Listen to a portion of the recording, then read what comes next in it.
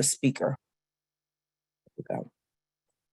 Good morning, everyone. We'd like to welcome you to today's webinar.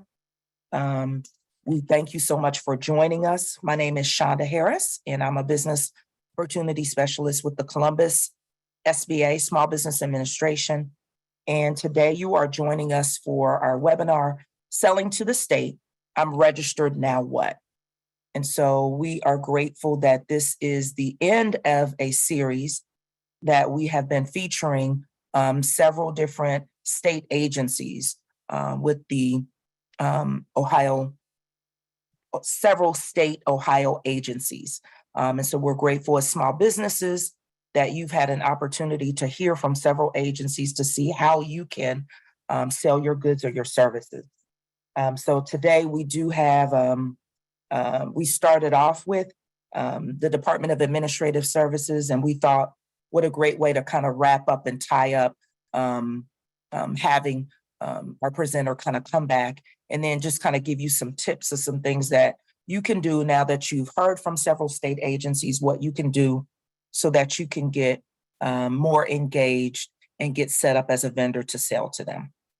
Before we bring on our speaker, just a couple of housekeeping things. Today's session will be recorded, and then also the presentation slides will be posted on the Apex Accelerator's website, as well as a link to the recording. Usually takes about a week for the recording to be finalized, but the presentation slides and the recording link will both be posted on Apex's website, as well as all of the other webinars that we've done since January. The recordings are posted on their site, so you can always go back and listen to them if you need to. With that, before we get started, we do want to, again, these webinars, we are grateful to partner with Apex Accelerators, formerly known as PTAC, but we want to have the OU director, Ms. Sharon Hopkins, come to give you a little bit of information about Apex Accelerators, who they are and what they do. Sharon? Great. Thank you, Shonda. Welcome, everyone. Hopefully you'll get a lot of good information today. And like Shonda said, we will be hosting this video once our IT people get it fixed so that we can post it on our website. So like Shonda said, in about a week, it'll be there if you need to go back and listen to something. But the Ohio Apex Accelerator was formerly known as the PTAC, and we still are doing the same thing. Our federal agency, our federal sponsor has changed. We are now with the Department of Defense. We had been with Defense Logistics Agency. So because of that, that move, they've changed our name and our look. So anyway, we still do the same things. We still help a business sell to government agencies, and that is local, federal, or state agencies. We have a bid match system that will help match you and what you do against what's out there daily. And you would receive an email with those matches and can find, you can learn a lot from that, but we will get into how to learn from those as well if you're a client or want to become a client. We also walk you through the process of bidding on projects. We don't do it for you, but we will give you tips, pointers, help you understand the solicitation package, look over your proposal, give you pointers on that. We also help with registration. Currently, federally, when you want to do business with the feds, you must be registered at sam.gov. That is a huge registration nowadays, very complicated and hard to do. So we also help with that. And just even updating that has gotten complicated this year. So we can assist with those things. We help you understand about set-aside groups and if you qualify for any, and if you do, then we can help you apply for certification as well. We get into the innovation scene, and we help businesses that have products or services that are innovative or have an innovative component. And we help you look for grants out there among the federal agencies. They're called SBIR grants. And we get into that area as well for innovation. And we can do a lot there to help you. Same types of things, just different market. Instead of a contract, it's for the grant. We also do training workshops, which is today is one of those. And we get into cybersecurity. So we have a new program we're rolling out right now that we've hired consultants that will help you look at your cybersecurity and help you find out if what updates you need to make so that you would be have your cybersecurity taken care of if you wanted to sell to the Department of Defense. And in addition to that, we help you market yourself to government. So we help you create a capability statement, which is sort of a flyer / resume of your company. So we help you get that prepared. And then we also help with putting together matchmakers, which you will hear a little at the end of this about the Ohio Business Matchmaker in Dayton, Ohio, that we are participating in with SBA and others. And that will be on May 3rd and 4th. So those are the highlights of the things that we can do to help a business. So with that, Shonda, I will send it back over to you. Great. Thank you so much, Sharon. And Apex Accelerators, they do a lot to assist you as a small business. So you will hear a lot today. If you are just getting started in doing business with a government entity, or you're just getting started and trying to navigate doing business with the state. So if it seems a little overwhelming, the Apex Accelerators are there as a resource to assist you on your government contracting journey with the state or any government entity. All right. Another just small housekeeping thing. While the presenter is sharing today, if you do have questions, you can go ahead and type those in the chat, and Jill Nagy-Reynolds and myself will be looking at the chat and then kind of posing the questions to the presenter whenever he has a good break. So you can go ahead and type those if you have a question that comes up. All right, without further ado, our presenter for today is James Yagodich. He is a training manager with the Office of Procurement with the State of Ohio Department of Administrative Services. So he actually kicked off our series in doing business with the state and just kind of focusing on some of the basics with the Ohio Department of Administrative Services. And we thought, what a great way to have him come back and kind of wrap up and give some additional tips on what you can do now that you have finished the series, those of you that were able to partake in some of the other webinars. So James, we are ready to turn it over to you. Hello, thanks for the introduction. Appreciate it. Thanks everyone for attending today. I'm in a conference room, not in my basement delivering training, so it's a little different here. So I apologize. Again, my name is James Yagodich. I'm with the Office of Procurement Services within the Agency of Administrative Services for the state of Ohio. I'm going to be going through some highlights, recapping some things if you were part of that earlier series, like Shonda mentioned, kind of recapping it for those who may not have been there, and then kind of taking some more time to get out to the website and to show us a little bit more of some of those parts and pieces that are effectively helping you understand where the opportunities are, where you are in this process to help you guide that ship to the right place so you can get opportunities coming to your doorstep. So thanks for everyone in attendance. Again, if you have questions, please drop those in the chat. We'll address those. Try to keep an eye on those. Try to tie those to the topic if we're applicable. So feel free to do that. In the meantime, I'm going to switch my screen over here and share.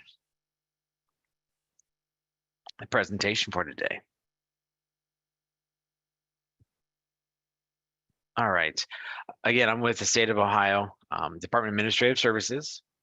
My office is within the procurement services area. We are part of a training academy that does education and outreach to our agencies to help them understand the procurement process, to help them with the functional systems so that when they're doing opportunities in publicly posting those, we're helping them assist them through that. And then also this group as well, and this community of suppliers, interested suppliers, wanting to partake in opportunities that are existing out there. So with that being said, our department is led by Kathleen Madden, where we're committed to providing quality centralized services, specialized support, and innovative solutions to state agencies, boards, commissions, as well as all the local governments and state universities. We have more than 40 program areas serving our Ohio government customers, who in turn directly James, serve. I'm sorry to interrupt. Are you still on the first slide? Yeah, I'm getting ready to change. Okay, all right. Nope, just testing. Sorry. No problem. So yeah, we help procure goods and services. We help deliver information technology, mail, recruit, train personnel, promote equal access to state workforce. We also manage and oversee the leasing of all office space across the state, process payroll, print publications, perform a variety of other services. And today we're going to talk about how to do business with the state of Ohio. Sometimes that is a good question. How do I do business? How do I be a part of that? We're going to be exploring some opportunities in some key areas to help better assist you in understanding how we do business so you can identify opportunities within your business. And I think this is a good representation of how it feels. It's a maze, right? Whether it's the local government, federal government, there's always some level of where do I go? How do I get there? How do I get out once I get in, or how do I get the opportunities? Some of our efforts and what we're going to do today is help provide more of a roadmap for you to kind of have an opportunity to see where the milestones are, where things fall into place. It's a little bit more of a process in understanding that, because as you may well know and have experienced, if you've done this before, or if you're starting this process, it is a little bit confusing with the Apex group, with the SBA, with his other entities, whether it's internal, external to those groups. We're all help trying to support you to help make sure that there is a good cadence of information that's coming along that helps guide you that. So some key agenda topics I just want to highlight. So I want to talk about, make sure you understand what the state's buying. Talk about some of the requirements for the purchasing process. Talk about some profile development and helping establish that so that you are able to be registered and in the appropriate systems. Talk about how to navigate those opportunities and how those are available to you. And also I'm going to talk about some marketing opportunities that you can take while you're waiting on opportunities to come up or be notified of. And also I'm going to cover some high level responding to opportunities, because it's important how that's done so that you are aware of exactly how to respond, when to respond, and how those guidelines are presented. So we're going to get started here. So a few examples of the items that are purchased by state agencies. They include computers, vehicles, clothing, pharmaceuticals, food, professional services, anything that you can think of that you need to run your business, the state purchases. Sometimes we buy a little bit bigger bulk. Nothing's quite limited to one thing. We may buy things such as a helicopter. The Department of Natural Resources have to be able to cover large masses of land and surveying that. If anyone's watched the lottery cash explosion game show, we have services that have to go out and purchase services to record that and put on that production. Also, all the way down to the body scanners for correctional institutions. So you name it, you can think of it, the state's probably buying it. You can definitely assume that if we're running a business, from utilities to rent to all the office supplies that are purchased to do business on behalf of state taxpayer dollars, we're purchasing, just to put that in a broad scope. Now, We have a quick question. yeah, Christopher Abrams would like to know, in the case of bids for goods and services, does the award always go to the lowest bidder or the lowest and best bidder? I'll cover that, but Okay, okay, in the next, Yep. there's a few slides we're going to touch on that. So, and we'll get clarity right. on that. If we need some more, we can expand on that, Chris. Thank you. All right, so we talked about what the state's buying. And I guess, does anyone have any idea how much we spend on those items? Each year, the state agencies spend approximately $5 billion on purchases for a wide variety of supplies and services that we need to run our daily operations. Now, out of that $5 billion, during our fiscal year, state agencies spend approximately $1.5 billion on DAS contracts. Those are already the created contracts. Those were those opportunities that had to be created for suppliers like yourself to bid on to for us to be able to do business. So I think sometimes to dispel the myth, we are spending money. We are putting a lot of that out there. And I always hear, well, it's only certain vendors, only certain suppliers that get those opportunities. But that's what I'm hoping to do today, is to help dispel some of that myth of we don't always have the opportunity, but at least showing you where those are so that you can see that and at least participate and be ready to be able to be a part of that if possible. So even though we spend money, even though we purchase lots of things, there are certain rules that we must follow. There are certain requirements.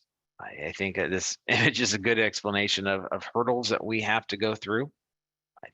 If you look at when you have to make a purchase, you just go out and use a payment card, and you go out and get that and have that shipped, and you cut a PO, and those are brought to you. Those goods and services are brought to you. Same thing the state does, but since we're part of a larger process, we have to have a lot more transparency. We have to have certain checks and balances that makes our purchases valid to be a part of the state's guidance of making sure that we're spending those taxpayer dollars properly. Because we are required to be fiscally responsible and transparent. So we have to jump over a certain number of hurdles to make sure that we're within those laws and those regulations that are set forth by legislation, by state governments. And these laws are in place to help us to make sure we're spending those monies appropriately. So one of the first hurdles is that we have a requisite procurement program. This is written into law. Our Ohio Revised Code tells us that we have to purchase from these specific agencies, these specific programs first, if the product or service is available. For instance, Ohio Penal Industries is an inmate work program through the Department of Rehabilitation and Correction. They provide items such as furniture, janitorial products, furniture assembly, moving services, etc. So we have to go to them. The community rehabilitation program is another legal requirement for the state agencies, as well as political subdivisions. Those local governments and state entities across the state are required to use that as well. But this program does allow for nonprofit organizations that employ adults with disabilities the opportunity to have contracts with the state. CRP suppliers offer a wide variety of items such as writing instruments, office supplies, latex gloves, janitorial, landscaping services, etc. And with our opportunities for Ohioans with disabilities, another state agencies that partners with Ohioans with disabilities to help achieve quality employment and independence. This department agency works with partners in business, education, and nonprofit organizations to facilitate customized employment plans for Ohioans with disabilities, as well as help Ohio companies recruit and retain employees with disabilities. And within our own agency, the Office of Information Technology, where they focus on various computer hardware, software, cloud services, processes, and making sure that they're spearheading those purchases. And in addition, for a full service print shop that provides printing, mailing, and fulfillment services across the state. So again, these are part of our hurdles, our hoops that we have to make sure we're going through. We have to make sure we're clearing those if the product or services are available through them. So James, we have a question from Kate Armstrong. Okay. So could a business work for any of these programs that you have listed here? She said, for example, how can we be a vendor to the Ohio penal industry? Great question. The Ohio penal industry does do types of communications and things that I'm doing today, talk about how to work with them. I can put some information at the end. There's some resources at the end I can add to some contact information to inquire about that, if that'll help. But definitely a good question, because Yeah, that would be great. Oh, I muted myself, sorry. I think if there's a way to add it to the chat on just some general information about that, it would be great. Yep, definitely can get that done. Okay. So again, we have these laws, these rules that are in place. We have to make sure we're purchasing from first. The benefits our states, benefits our programs internally, but only if, like I said, if they are available by those groups. But if they're not, our next step is looking through the existing contracts. State agencies are required to look at these contracts for products, supplies, and services. A lot of these contracts are mandatory, have to be used. But on the other side of that, there are some that are optional use. That gives that purview of understanding there's certain processes in place. We have to use that. Although some of them are optional, it just comes down to what we're purchasing and our guidelines internally and what we have to do and how we do those. So just making sure as we're going along this roadmap, just making sure we're all following that, we're showing it's like we have to go through the rules, we have to go through the existing processes before our next step, and that is establishing a new contract. And that's where the supplier community gets involved. This is where their opportunities exist. We can establish a new contract through a competitive selection process. As you can see here, there's 3 bullets. The first is an invitation to bid, or otherwise known internally as an ITB. This is where a scope of work or maybe specification is very clearly defined for no opportunity of confusion. It's very specific. Once the bidders have been determined to be responsive and responsible, I think it's one of those comments up earlier. But when you talk about the lowest bidder, this is where these types of purchases come into play. If a supplier is responsive and is responsible, yes, the lowest bid is the winner of that invitation to bid. Now, we do have times where a supplier isn't responsive, isn't responsible with some, and those things are identified internally. Maybe there's debarment process from previous contract problems or other issues that are treasurer state. There are other groups of information that we are able to reference to make sure that you are responsible and responsible before getting in. Even though you may be the lowest bidder, we'd have to make sure that those 2 items are checked off before awarding that. But this is one of those timelines that's rather quick. It's something that's a process that has no need for interpretation, typically because we are looking for a very specific thing. And a good example is the Department of Natural Resources puts on a youth fishing program every year.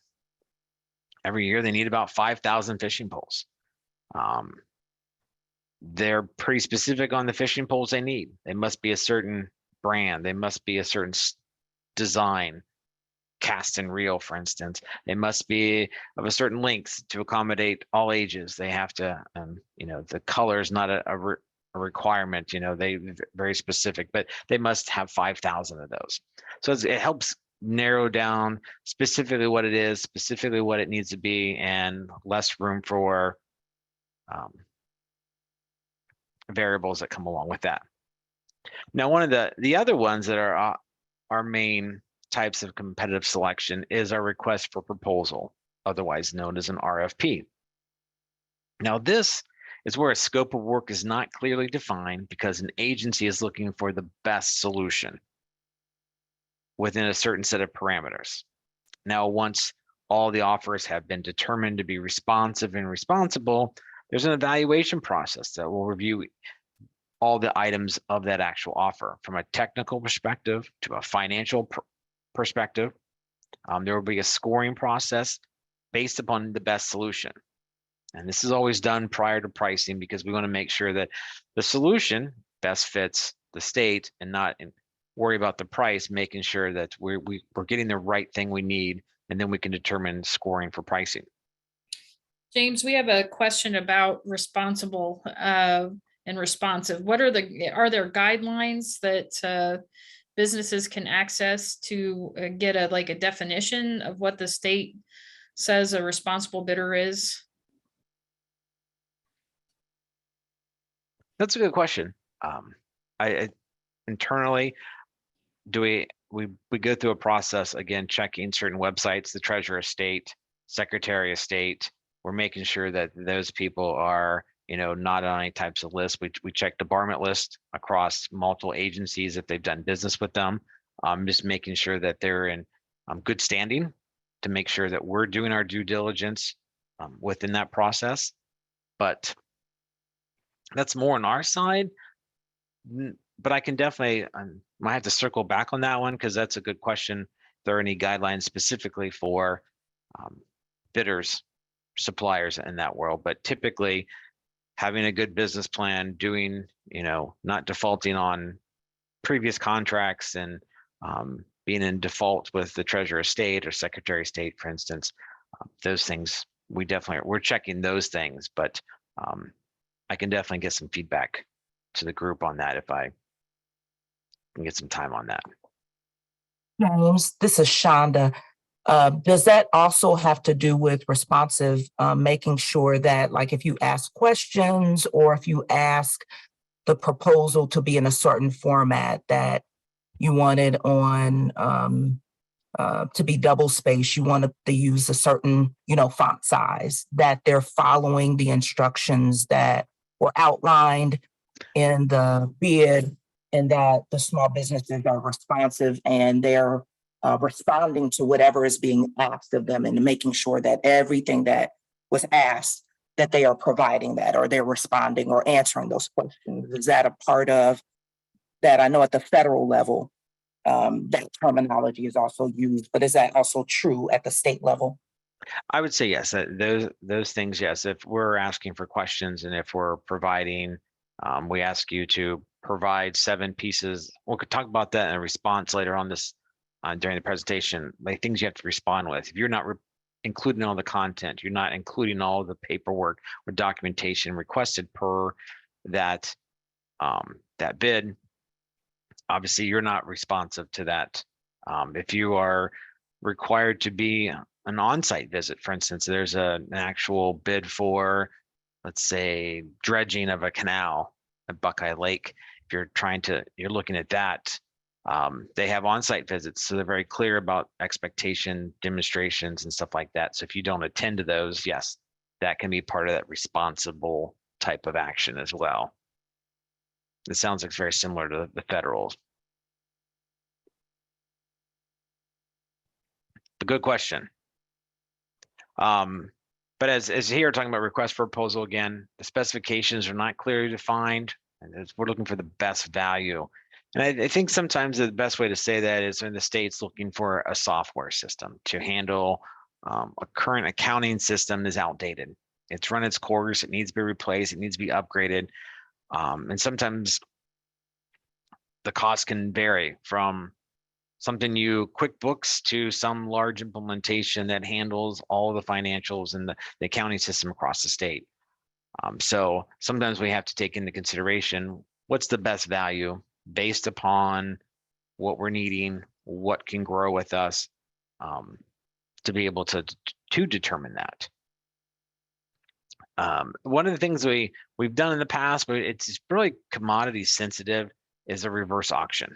And as you know what an auction is, people bid, and as they just want to add the price more and more and more. But in this cases where it's the reverse process where, we're looking for who's willing to go to the lowest point for their business to be able to provide that commodity with the lowest responsive and responsible parameters as well in that process. So, but this isn't something we do all the time. I think the last thing was probably 5 or 6 years ago. We did one for steel, and that was for all the license plates that are on our cars. That was one of those larger purchases, reverse auctions, but just like I said, sometimes it's commodity sensitive that limits the number of things that can be available for that. Okay, another question. For a first-time supplier to the state, are they evaluated differently from an existing bidder? Everyone's on the same platform. We look at whether if you're an existing bidder, we make sure that you may be doing business with the state, but we still check those things. We make sure that you're in good standing in those areas that we're checking.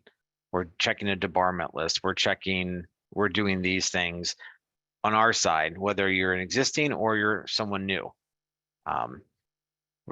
Because that just makes it easier, right? If we're doing that process of reviewing and holding everyone to the same level. All right, and there was a question I missed. Andrew Schleiger would like to know, when would someone be debarred from doing business with the state, whether federal, state, or local level? I'm assuming failure to perform or fraud, but how to prevent debarment? Yeah, I think, failure to perform, to provide good, submit goods and services, perhaps not being whatever host of reasons that may be, that may fall into that, is definitely part of that process. But the state, we like to be able to work with the agency, with the supplier on our side to help create a relationship and help work and talk through those before we get to that debarment. I think the state of Ohio is very much focused on making sure we're doing all we can to stay in the positive as a whole. But obviously there are times when payments, products aren't being received, and that's just a matter of our overall process. And that's just, maybe there could be someone that's on the debarment list working with the Department of Transportation, and they have their own list, and we may, have conversations and looking into that, and there's a list reason there, that helps put it in an overall debarment. So the debarment list is something that I can definitely say we don't try to put people on. We try to work through the issue so we can come to a good resolution for the benefit of both you, the supplier, and us as an agency of the state. Very good. The questions keep on coming in. All right, Dylan would like to know, for the RFP process, are non-winning bids provided with information on reasons for losing the bid, kind of like a debrief? Yeah, debriefs, the best way to do that is do a public records request. Once, for instance, an award has been made, you can request the documentation. You can do a public records request on that to be able to determine, what was provided, minus any type of proprietary information or trade secrets they may have. But we're transparent with that, and you can request those records and do an inquiry on that, and be able to determine based upon what's provided, where your reasons were for that. Debriefing, we don't go down that path of debriefing just because this is the best way for you to interpret, and then if you can have follow-up conversations. But there are protests that are available that you can go through that process as well. If you feel as though A, B, and C were better than the other supplier, you can protest that, and that'll go through a legal review and a procurement review to determine that. And I've seen times where we've not awarded to somebody, we've taken back the award and reposted or gone through another step. So it does happen, but the best thing to do is once that contract has been awarded, you can do a records request, and I'll show you where you can go to request that if you're interested. And that's part of the marketing thing too, we'll talk about later. just having information at your fingertips to be able to help you be better prepared for the next opportunity. So I hope that answers that.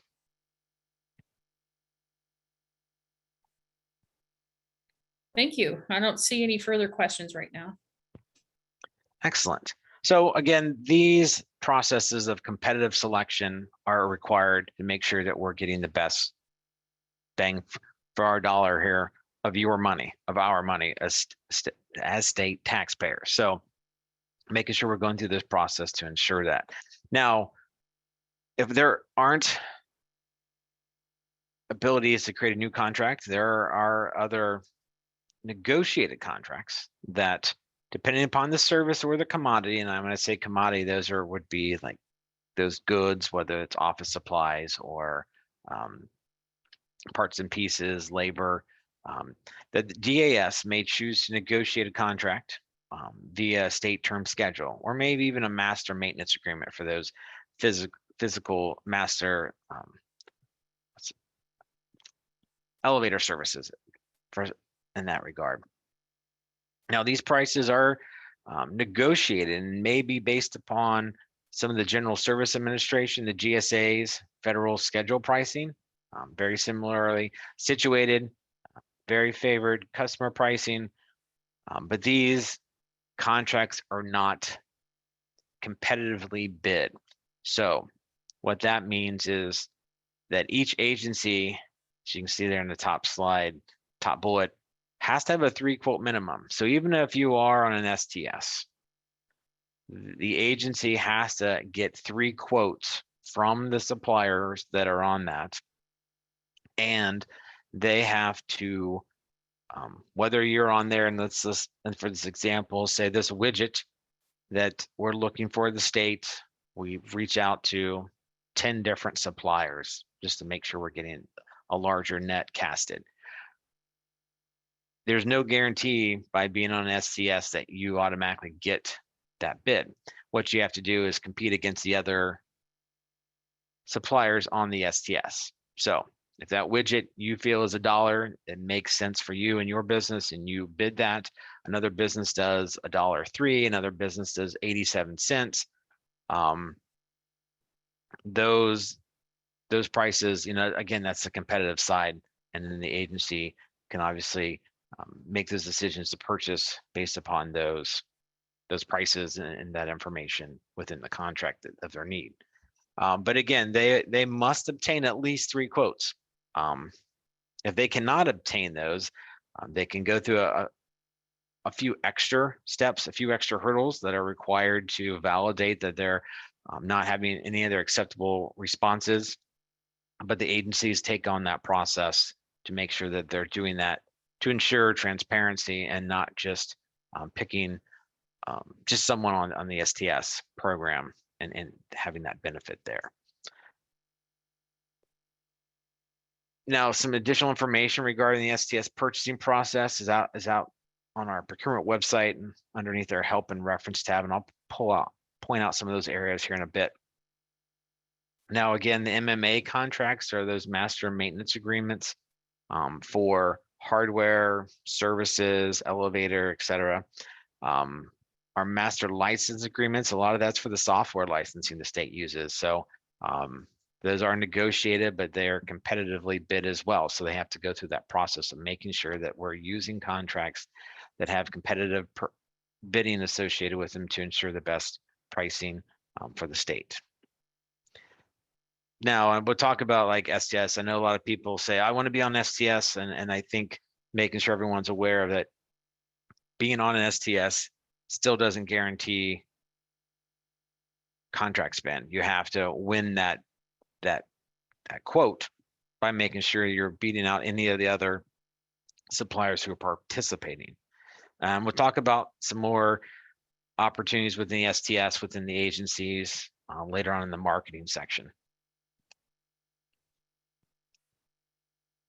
So once you've, at this point of the process, just big stepping back, again, wanted to talk about what the state's buying, some of those little hurdles that we have to go through that make us transparent and fiscally responsible for taxpayer monies and making sure we're doing those with the proper due diligence to ensure that.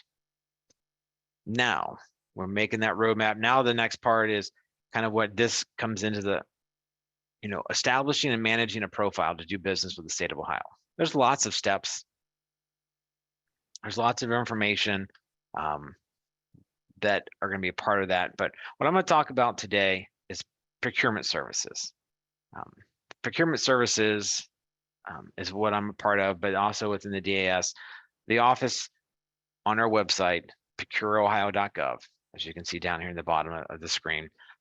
Easy. We'll provide this slide deck out to everybody. All the links work. You can just click on that, and that'll take you right to that. But on our header, this is for everybody. We've broken this out into bidders and suppliers, state and local agencies, and some general procurement information. But this website is a great starting place. This is kind of where you can get lots of information about the procurement process, procurement updates. We're going to talk about OhioBuys. If you're not already heard about that, we're going to get into that. We're talking about public solicitations and contracts. We're talking about the public catalog, where you can do price verification to understand and tie into records requests, et cetera. All these things are available through this website, and it's a great website to put on your browser as a favorite. That way you can go to it and review things quickly and get into the information you're looking for. But one of the things I want to call out, obviously you can see here, is clicking on the bidders and suppliers in the main header. This is going to give you access to OhioBuys. And this is kind of where that transition of, or start mentioning OhioBuys outside of procurement. So by opening the bidders and suppliers, you can see a whole host of information here. These tiles are just kind of like chapter markers and moving into a section. We have information about selling to the state. We got training. We have direct links to the solicitations that are available. We've got the catalog, additional bidder and supplier information, and a quick snippet of what is actually behind this tile. For those people who get into the invoice processing, again, a portal information to be a part of the OhioBuys program. And then obviously down here in the right corner, you can see that state of Ohio debarment list. That process, and those, you can actually just see who's on that list. But what we're going to quickly go into is OhioBuys, and this is kind of the next point of the process within our procurement process. And you may ask, what is OhioBuys? Well, OhioBuys is the brand new state of Ohio's purchasing solution that was built and configured to help empower both government buyers and interested suppliers. It leverages a technology that has helped us have increased efficiency, more opportunities for suppliers to participate with businesses in Ohio. This is operated by our office. We are onboarding this program out to all of our state agencies, all of our boards and commissions. And in the next year or so, we're going to be going out to local political subdivisions, your local libraries, fire departments, townships, et cetera, and working with them to be a part of this process. So if any type of goal is that we are trying to streamline and create an environment that you can actually come to one place to get more information regarding procurement, purchasing, contract bid opportunities, than having to go all over the place and searching for that. So by opening that tile, we'll get to this page. And it's just like I said, these are some of those tiles open up to different parts and pieces of information. This is just the accessing OhioBuys. And what we're going to do in this demonstration to go through here is clicking OhioBuys supplier login. And what this is going to start your registration process. And I'm going to speak to this as you were not registered with the state of Ohio as a bidder or a supplier. We'll get to that point if you're currently registered on those processes. But this is, my assumption is everyone's new to this process or just beginning. So this would be the start to identify that initial step. So the first step of the process is OHID. Now, within OhioBuys, to be able to get into the system, You need to get registered to be able to respond to bids, to respond to inquiries, etc.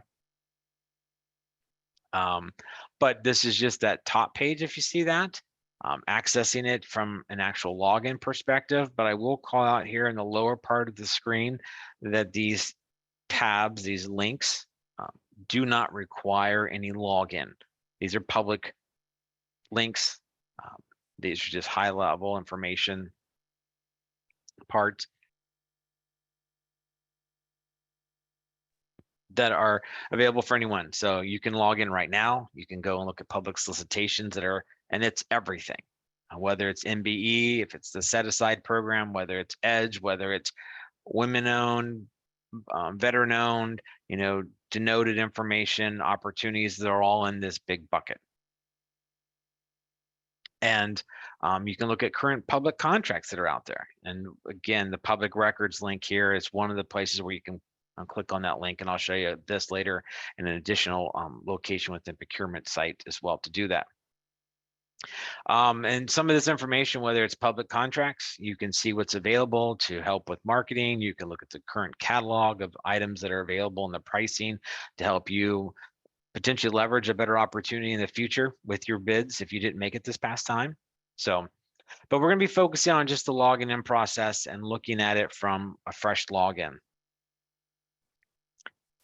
Once you've clicked that link, what it'll do is take you to Ohio's digital identity page. And this is where each person accessing OhioBuys must have their own OHID. And when we refer to that as, say you have 5 people in your office and all of them are working on bid responses, or maybe they're managing contracts currently within your business that you have existing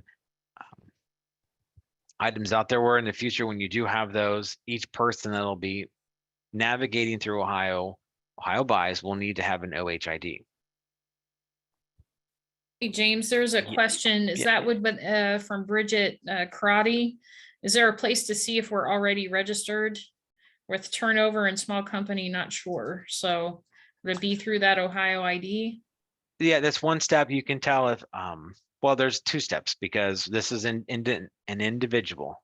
So if you are Bridget, if you're looking at that, you could, if you hit to create to log in, create account, it'll tell you whether it's you have a duplicate in the past, whether if you have an OHID from another application in the state, that is the same OHID. Across the state, OHID is the platform by which the state is managing for secure transactions for all applications.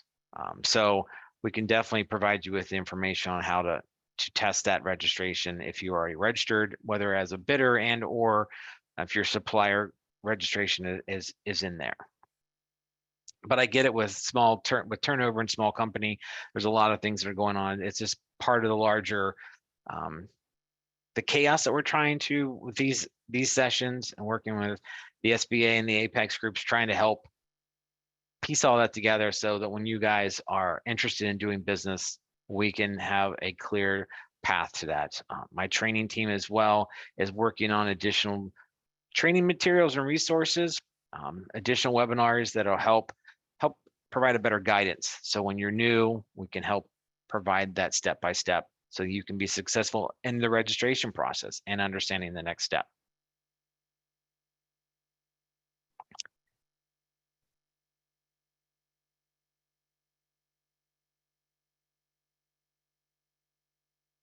And I'm looking at John's question. It says, is the OhioBuys digital platform subject to continued platform refinement, hosting and or new applications for software development bidders through the Office of Information Technology? That's a good question. I think they're going through refinement of the process. Ohio has the OIT group, which is an Office of Information Technology. They're managing that platform. They go through that. So there may be refinements, I would assume, in that process, using the platform that we're doing those businesses. Those would be part of an maybe an RFP or a one-time bid for services, et cetera, that would be out there that they would be putting through OhioBuys and bidding out to help support that if applicable. I hope, does that answer the question, John?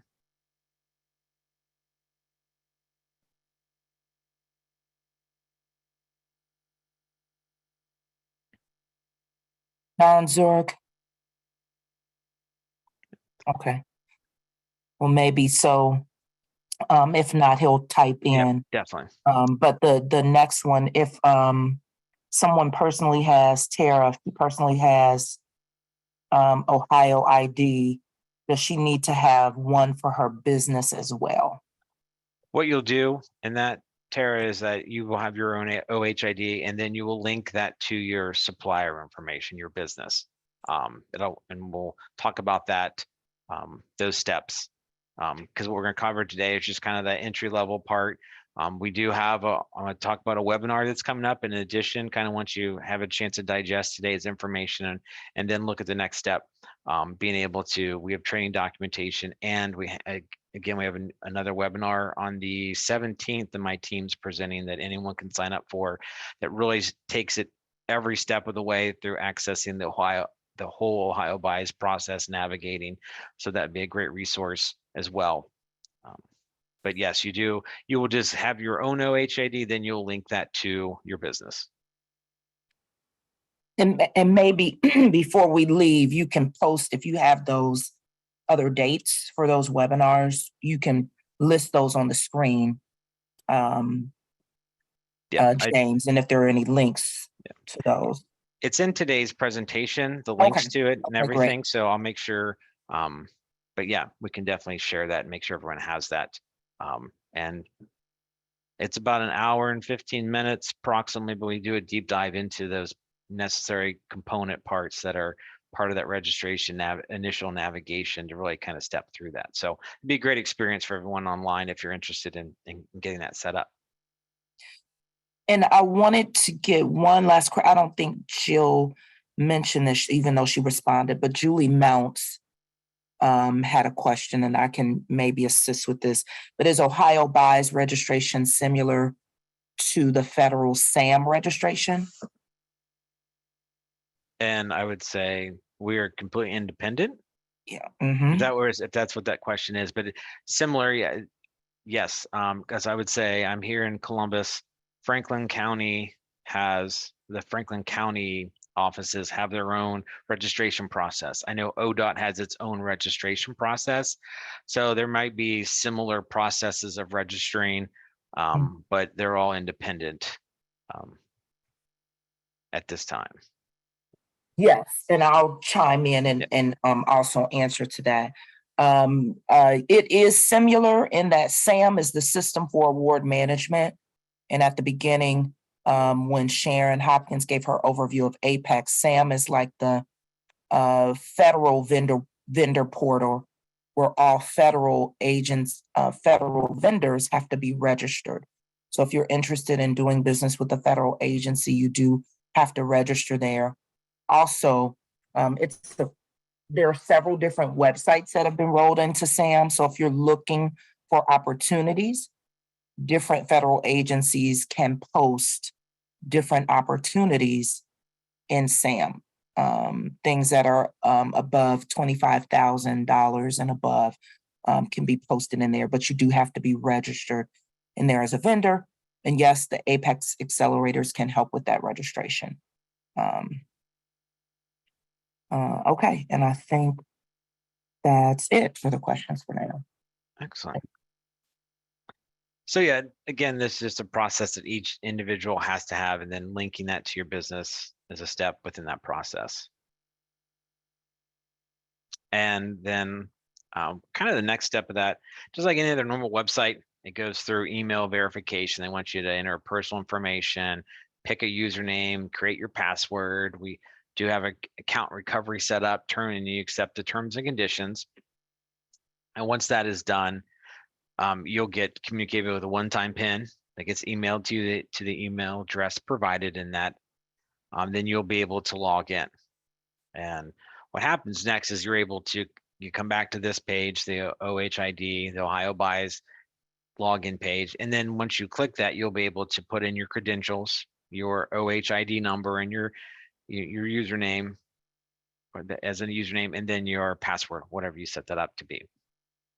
Again, but that's for those people who are, just initially set up. Now, if you're currently a supplier with the state, there's a step with just easily going to the App Store. That's part of your supplier access, and adding and downloading the OhioBuys app to your profile so that you can access OhioBuys. But I'll provide some additional information on that, but I just want to kind of step through those initial steps to someone who has to get that first initial step of OHID, getting the password, then you're able to log in here. Now, Jay, yes. Christopher Abrams has a question. Once registered with OhioBuys, does this give a company access to all the agencies you listed earlier?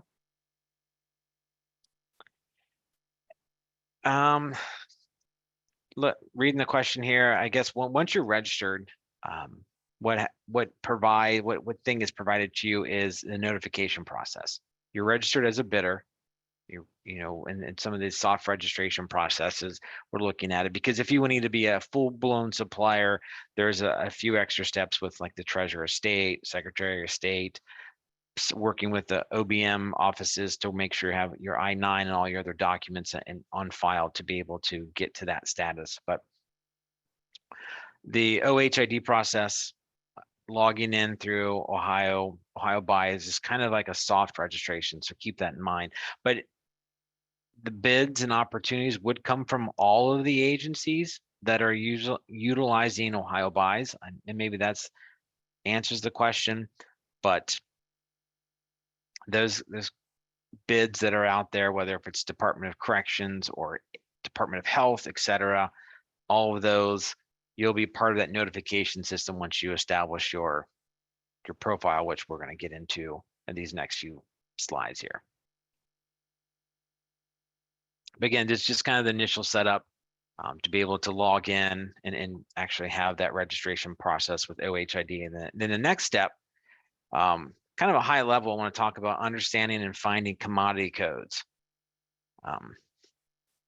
And yes, not all agencies are in OhioBuys. That's correct. There are some offices that are not under the direction to have to participate. For instance, there are some elected official offices that do not have to participate if they have bids. That's just they're not underneath that umbrella of that. We are trying to get all of the state agencies underneath OhioBuys.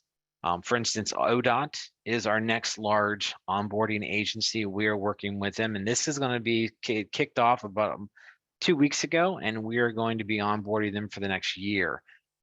All 12 districts across the state, all purchases is what is applicable will be transferred into OhioBuys and starting there. So we're working on getting all the agencies. We're trying to get all of the boards and commissions as well, but we're trying to do this in phases so we can be successful in making sure that all that is working properly. So James, just to clarify, chemical colored on purpose. So not all state agencies use OhioBuys? That is correct. Yeah, not all agencies are using it at this very moment, but they're on a roadmap, and we are doing adoption processes to get them onboarded and utilizing that. And July 1st, there's a directive from new policy that everyone has to do purchases through OhioBuys with contracts. So they're pushing that to push everyone in there to use that, to leverage that tool. But we're just trying to get everyone in the system successfully. Yeah, exactly. All right, understanding and finding commodity codes. These are important if you've not been around or you're not quite to that step. Finding and identifying these proper commodity codes for your business is important as being notified, to help being notified on the solicitation opportunities that we have. Codes are used to classify goods and services. There are some common code systems that you may already be aware of, but for instance, the standard industrial classification, SIC codes is the reference, or the North American Industry Classification System, NASIC said by some, but the state of Ohio uses the United Nations Standard Products and Services Code System. Yes, we picked the longest one, but otherwise known as UNSPSC. This is our base category code system. This is where we're pulling all of our information from for the commodities that we're using, we're purchasing from. So let's take a quick look at this. I just want to bring this to your attention to help you navigate that, become familiar, making sure you have the right commodity codes and just understand how that works. Website's rather easy to use and to navigate. And as you can see here, easy to search by code. There's two options. You can search that code by actual digits, if you know those, if you're familiar with that, or you can search by name. And I went ahead and pre-populated janitorial. It's a good,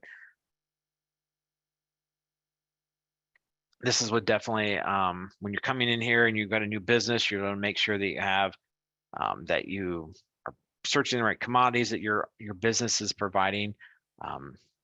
Definitely come here and get a good scope of what's available. Now, for our example, by picking janitorial, by hitting that search functionality, what it provides back a list of codes. And as you can see here, we've got the first line, you got 4712, this is the janitorial. Kind of think this is an umbrella or a tree with the roots going down to smaller and smaller. As these codes get longer, it gets more specific, more granular of that approach. But one reason why I want to highlight this is that you've got two different codes here. You've got a 76 and a 43, some of those parent tree.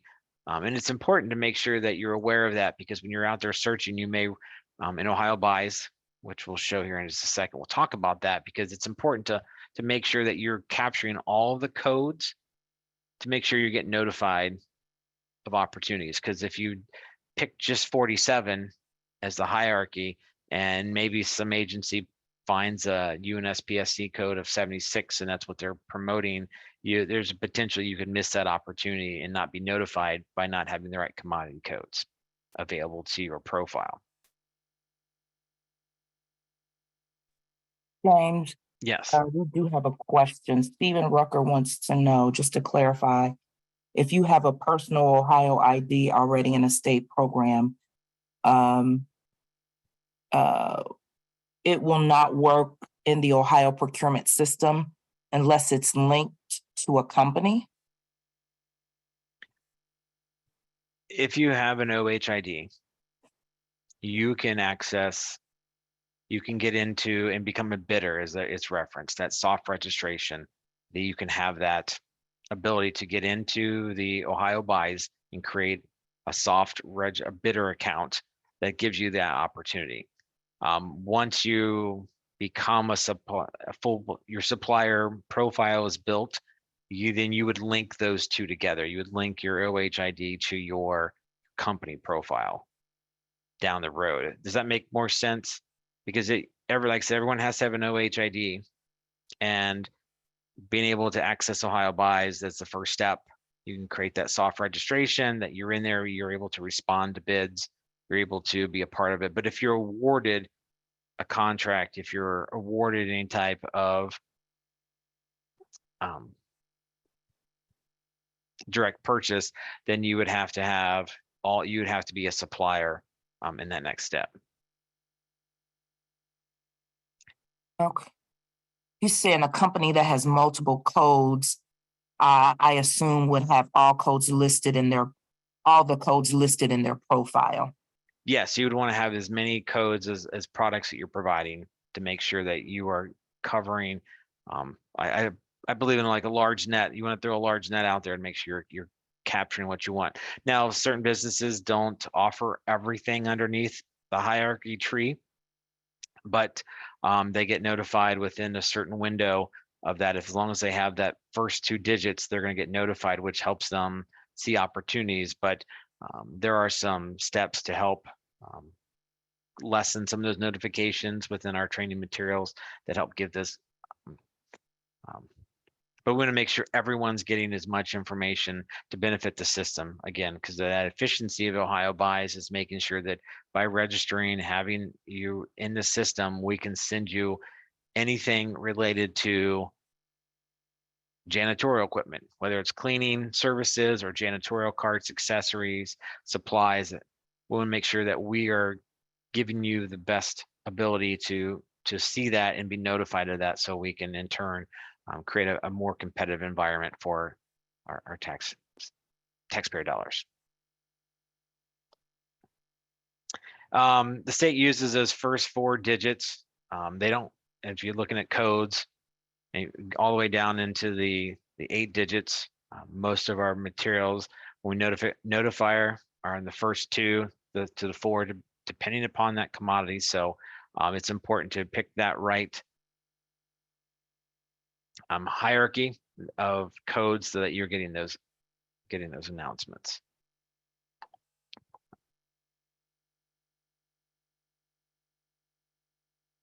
Okay, there is a question, James, in the chat. Let me see if I can.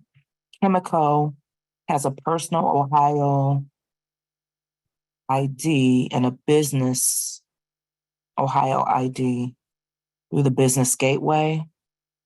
They use that for business functions, but not for their personal Ohio ID. Are you saying we need to link both? I've never had to unless that recently changed.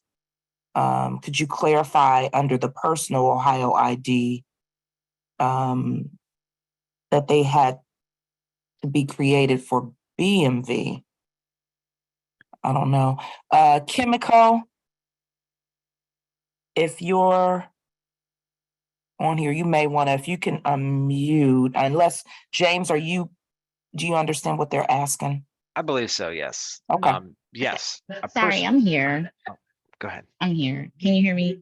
Yes. Okay, sorry about that. So I was just going back to the ID. Let me take my mask off. I was just going back to the ID question. So I do have a personal ID, which had to be created for our license bureau. They're now forcing you to create that when you go on there, right? So that's why the personal was created. However, I've always had a business ID because the Ohio Business Gateway makes you create that. So are you saying, or did I hear correctly, that we need to link both of those together? That was my question. I'm sorry. No, I think I was getting that, out of that, what you'd asked. Yeah, the OHID is your personal information identifier. Going through the OBG, through those steps, there's a code that you get, a number that has to be a part of that. But what I'm saying is that OHID, your personal information, and once you have your supplier, your business inside of as a supplier, you would have a supplier identification number. It would be like, I think it's an 8-digit number too, but you would link those together. So I'm not saying you link the business ID and all that. It's just, you have to have an OHID to become a bidder, to be able to participate in bids, because it's a unique identifier that we establish. Okay, But I think I follow me. okay, yeah, because that process, and like where I was talking about earlier, the OBG, whether it's the OhioPuys and OhioBuys, OHID, they're all connected. But trying to provide, like on our side of the picture, is that the OHID per person needs to be established for those people who are going to be participating in OhioBuys transactions. And then what you can do is, once you have a supplier account, you can link yourself to that supplier account, and you create a profile that would be, you would identify your role within that to be able to manage that. Okay, which is similar to what we do on SAM, because I designate myself as the administrator for that particular account. Is that Exactly. correct? Yeah. Okay, Exactly. thank you. Yeah, because within OhioBuys, you similar to, never used SAM before, but what you would do is you could set it up to, you'd have a contract contact within your group, or you're the admin, you'd be the overall person.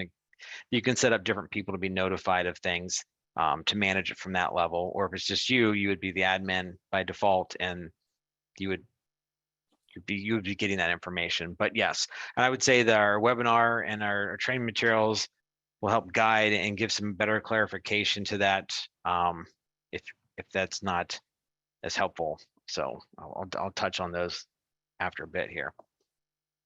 No, I think that was good. Thank you so much for clarifying that and bringing that out. We have two, yes, and she said thank you. Two more questions. We'll address these and then let James finish. And then, we'll move on and just kind of wait for the questions. But Karen Evans is asking, I'm looking at my entry on OhioBuys and do not see where these codes will go. I do see a code, I believe the system generated for my company name. Is that correct? I can show you that. We can follow up. Okay. I can highlight that here shortly. Okay. Okay. And this other, Tara Foote, what do you do if you work for an organization and are working on this project, but you don't own the company? Should you still, link your, you're asking, link your company? Link the company that you work for? Yeah, what happens is there's an administrator within the OhioBuys profile that would link you to them. They would pick what profile that you would work, but you would have an OHID established if you're going to work within the OhioBuys platform. They would link you, they would associate you to that, and we cover that in some of our training material and on our presentation. I'll try to touch on it today as well. Okay, we'll keep going. Yeah, thank you. So large part of it is making sure that you identify as many codes as possible. And it's a good exercise coming to the UNSPSC just to kind of make sure that you're understanding that hierarchy and how that works. Now, we'll talk about managing company accounts. And this is just a good snapshot of what OhioBuys looks like once you're kind of in between that. You've logged into that button, you've opened up the screen to OhioBuys. This is kind of what you're seeing. You're seeing at the top, you'll see like general information, sourcing, contracts, catalogs, orders, etc. Off to the right, what we're calling out here is just, after you log in, you may have multiple locations for your businesses. And just a kind of a reminder, you have to pick the right one before getting started into these next steps. Because commodities are managed at the location, the address level, not the supplier level. So when managing commodities, we remind people to add them to your head office location. We'll talk about that, as this is location that's invited to the solicitations. You can toggle between those, and we just wanted to call that out as a reminder as getting started, that you may have multiple addresses set up, but you may not. And that's just more of I'll call out for getting started on this.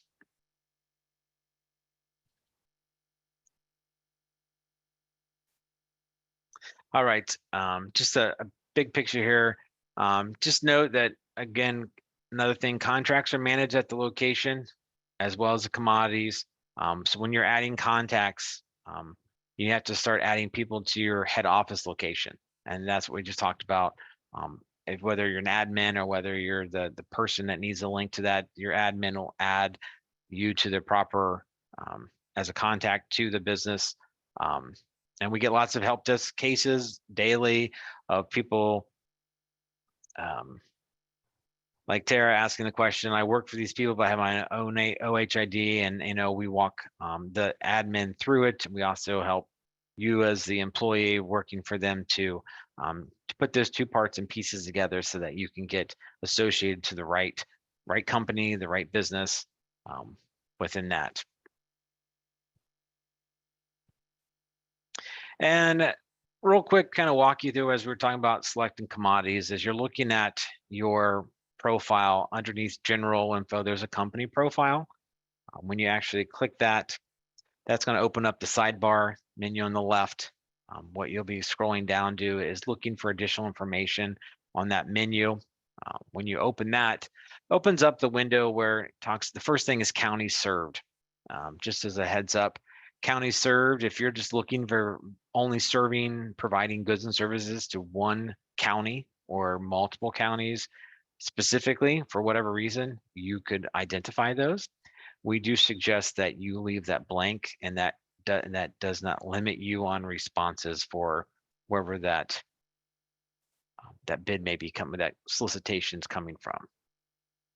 So just on that first line, but then the second line, this is where the supplier commodities, this is where you may have to make sure you have those available. So what you do is you can click that selector icon, and what that'll do is that'll expand a list, and then clicking the see all will then expand that even further, because again, I think there's about 80,000 UNSPSC values. The state doesn't use all of them, but we use a fair amount because we purchase a lot of things, as we talked about early on. But you can search by keywords. You can also search by specific numbers. And as we sell any janitorial services, you know, you're looking at the first two digits, a 47 or maybe a 50 and so on. For this example, we're going to just expand the commodities underneath the apparel and luggage personal care products.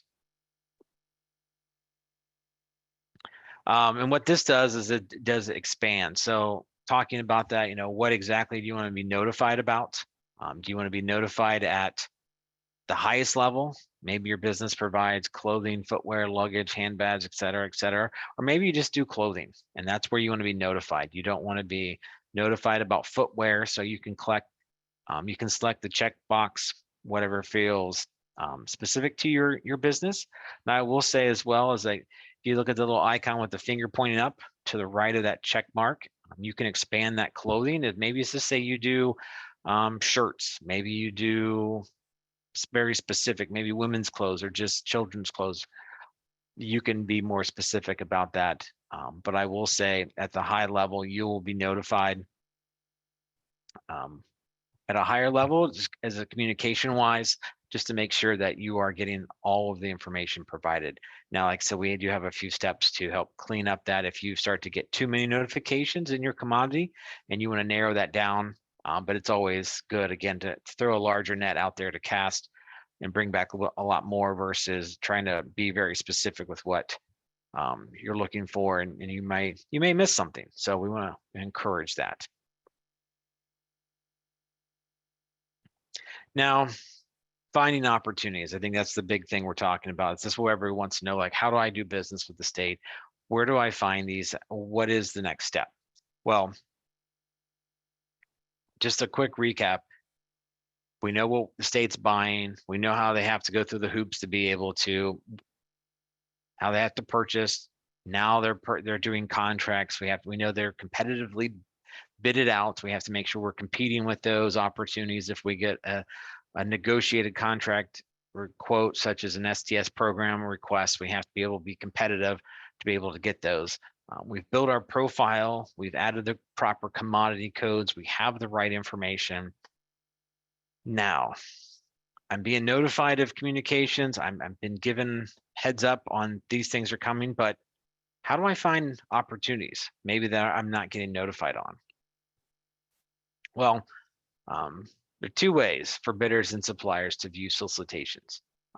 As it mentioned in the first bullet here, when the state of Ohio sends out those solicitations to those specific groups based upon commodities, they'll receive a notification via email, inviting them, say, please come join this bidding party. We want you to put in your bid so that everyone can partake in that.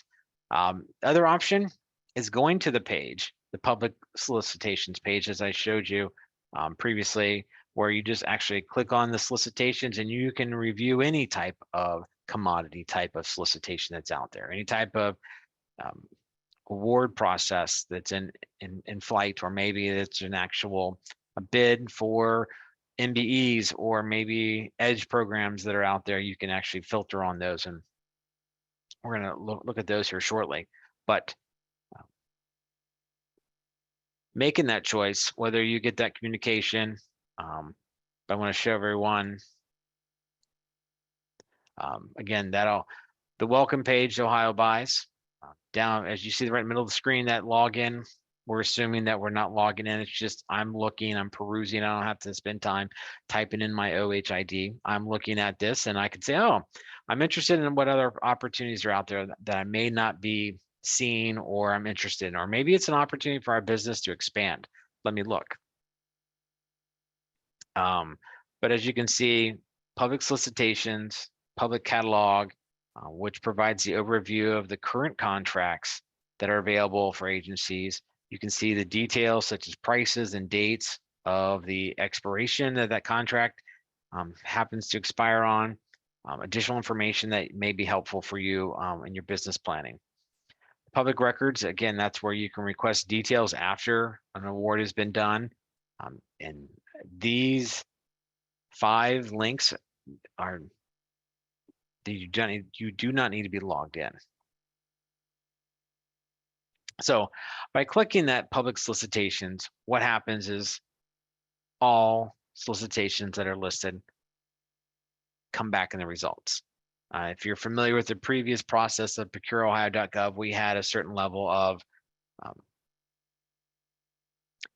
you had to search, you had to fill these filters out to understand that. Well, in this new OhioBuys, we're giving you everything and then letting you filter based upon what you're looking for. I was a little snippet here on the screen. This is the filter process. So you can look at keywords if you're looking for, office supplies or shirts or clothing. You can search it by your commodities if you're really interested. If you know an agency, the contracting entity as labeled there, they're looking for a specific, they're out there putting a bid. You can just search by, DRC or maybe agriculture. It depends on what your commodities are. You can look for set asides. So the search function is rather robust to filter out all the results that you've been giving. So when you click on that first one, it does provide you with the actual details of that solicitation. So I apologize, it does look a little small here on the screen, but it talks about a specific number. It talks a type of, in this case, this is an invitation to bid. And it talks about the status. It's open for bidding. It may be a different status, but you'll be able to track that and look for that. You can determine an inquiry date. There are bids out there, whether they're one-time bids or if they're RFPs, that you may have a question about. And what you can do is you can provide an inquiry into that. That'll give you information that can be shared amongst all the bidders. And the way to keep it fair and transparent, it's like you might have a good question that may help someone else out. Then again, someone else might have a question that helps you out. So that's the purpose of providing an inquiry time. We are not allowed to respond to questions directly to a specific person. We have to go through the Q&A section of that. As you can see at the bottom of the page, someone's asking, does the prime contractor have to be MBE certified, or can the MBE requirements be satisfied with the use of common carriers with MBE certification? So question. So what happens, those questions get put into a queue. The analyst and the Office of Procurement Services looks at those, reviews them. A legal team reviews them, making sure that we're speaking concise with that information, and that way gets posted. So everyone is a part of that inquiry process to help understand what is being asked of by the state in this particular bid and or proposal that's out there on the street.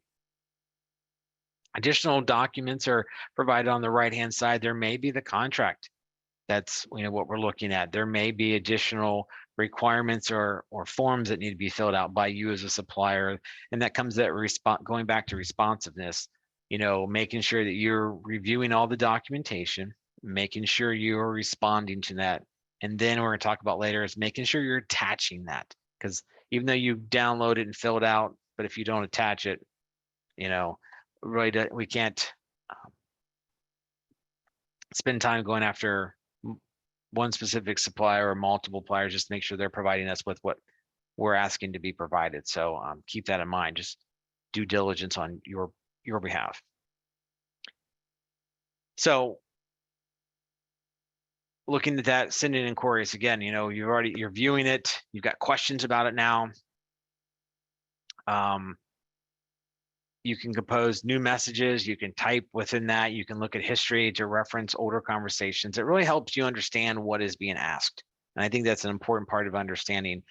We're pushing for our agencies to include inquiries on every type of solicitation. So that gives you a forum to ask questions. That gives you an opportunity to make sure that you are having the right information at your fingertips to provide a best quote, the best information for you and your business. I got a question here. Let me see if this is. Once Brooke Thornhill wants to know, once we are registered, can the state notify us autonomously of RFPs based upon keyword or solicitation status, et cetera? Yeah, when you, oops, sorry. Where'd it go? Sorry, I clicked the button, trying to click on the chat here. If you look at, yes, once you're registered, once your profile, your business profile is established, or you as a bidder's profile is established, you will identify commodity codes. You will be notified once those are posted. So if it's for janitorial services, IT services, and those commodity codes are in your profile, you will get an invitation to provide a bid on those. You can then, if you're not getting those, for instance, you're not sure if you're getting everything, you can do a manual search like we just briefly covered to help ensure that you're covering all your bases. So I think that answers, I'm pretty sure that that's what. Yes, she Yep. said, Okay. yes, Excellent. that did answer. Thank Okay. you. Excellent.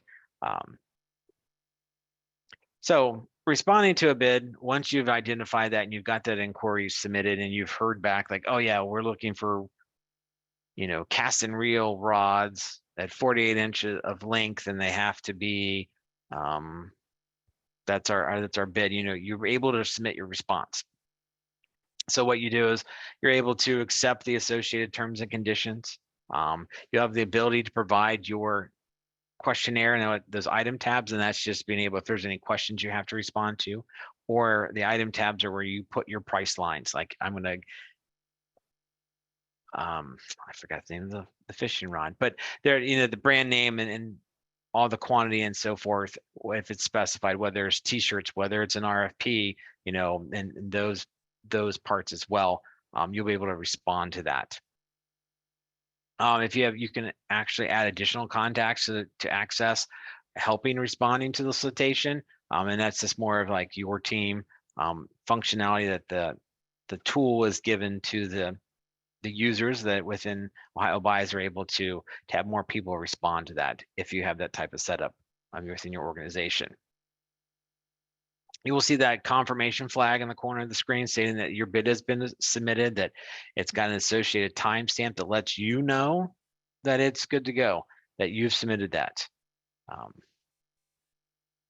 good example of that is if you're looking at the screen, you have to go through certain steps. On your left, you'll see item, the questionnaires. You may have to follow up with questions. There's acknowledgements that you have to agree that you're following.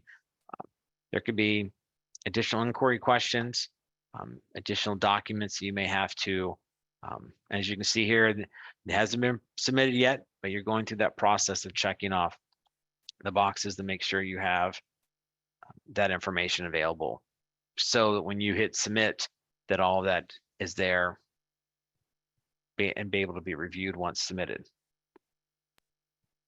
James, this is a good question. Andrew Schlager has. Are you penalized in any way for withdrawing a bid response or making a no bid on the solicitation? No, you shouldn't be penalized for withdrawing. You're just agreeing that you are going to, but if you do not, you can withdraw that. You have the ability to withdraw that. There isn't like a marker that you've bid on 100 and you've withdrawn from 100. It just comes down to it could be a factor of the business is not quite ready, or things didn't come through, or a whole host of reasons that could be in there. And withdrawing that is there's no penalty against that for the next opportunity. That's definitely a good question. Some key important things to remember when you're responding to the invitation, the ITBs, is to make sure you understand the terms and conditions, respond to all the questionnaire tabs, and provide the item grids, because many times we have incomplete documents, missed questions, and if those are not complete, then we're unable to process that for review. So huge call out to make sure you're doing that and being aware of those things.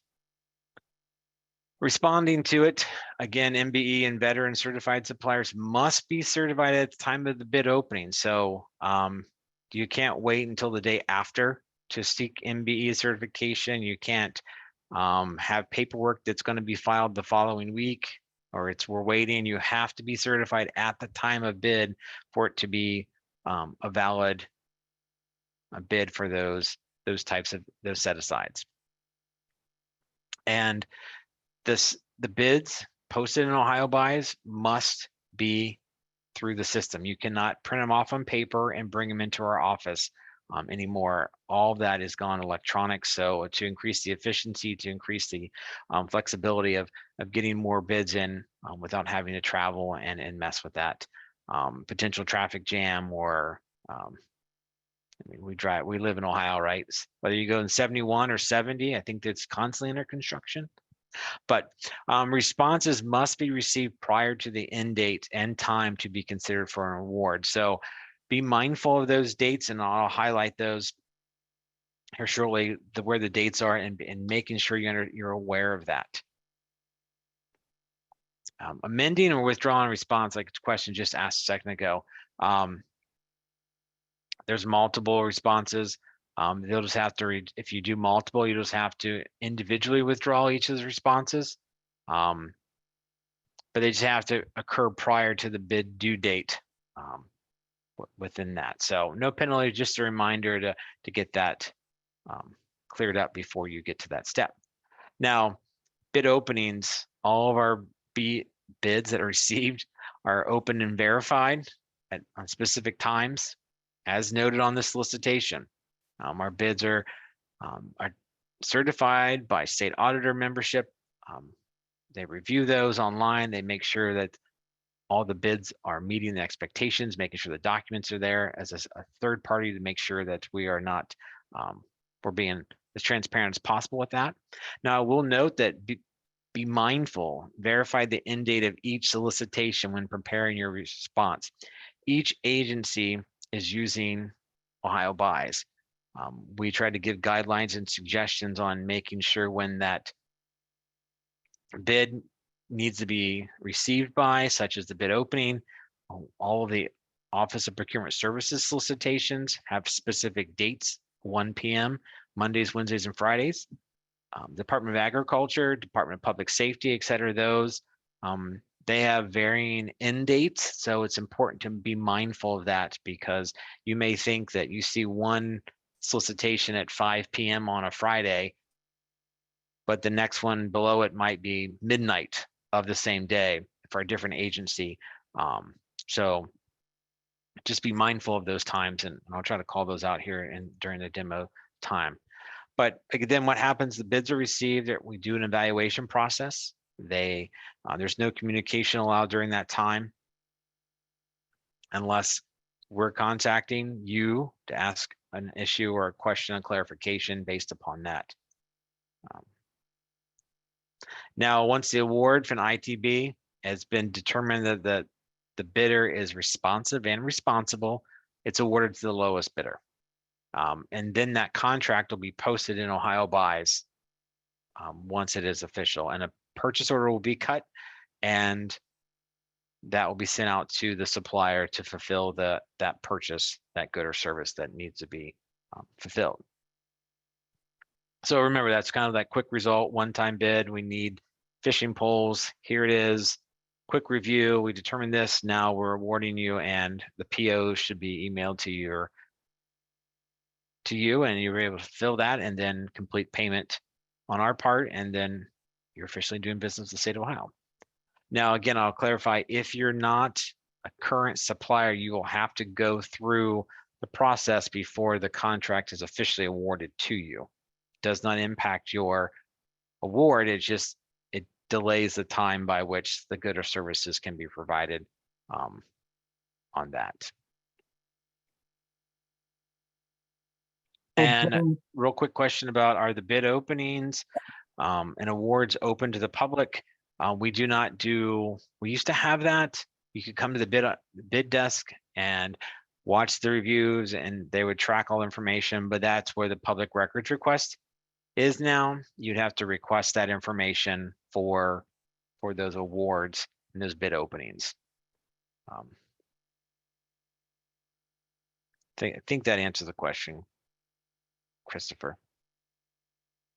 Some of the big ideas: responding to request for proposal, very similar to what you do for a one-time bid, but this is reminding you that the best value rather than the lowest bid, where the offerers provide a host of information for us to review to score.